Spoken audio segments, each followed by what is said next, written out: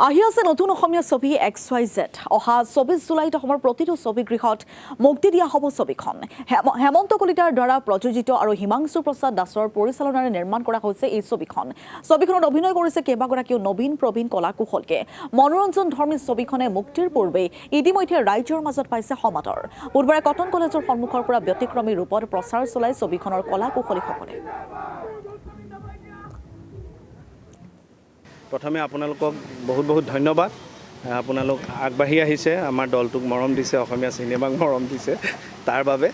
আৰু সকলোৱে গমেই পাইছে যে মই বেঙেনা পাৰ্টিৰ পৰা উঠিছোঁ আৰু ২৪ জুলাই তাৰিখে আপোনালোকৰ কাষৰ চিত্ৰগৃহত আহি আছে আমাৰ হিমাংশু প্ৰসাদৰ পৰিচালিত XYZ সিনেমাখন আপোনালোক সকলো আহিব আৰু সিনেমাখন উপভোগ কৰি আশা কৰিছোঁ আমাক জয়যুক্ত কৰিব ২৪ জুলাইত আহি আছে XYZ আপোনালোকে দেখিলে বেণুধৰ কলিতা ওৰফে আমাৰ সিদ্ধাৰ্থ শৰ্মাক ঠিক তেনেদৰে আছে বাঁহ পাৰ্টি তাত দেখিব আপোনালোকে আমাৰ জনপ্ৰিয় ভ্ৰাম্যমান জগতৰ অভিনেতা ভৱেশ বৰুৱা তেখেতক তো বাঁহ পাৰ্টি আৰু বেঙেনা পাৰ্টিৰ যুঁজ হ'ব আৰু যুঁজৰ ফলাফল কি তাক জানিবৰ বাবে আহক ২৪ জুলাইত চিনেমাঘৰত চাবলৈ XYZ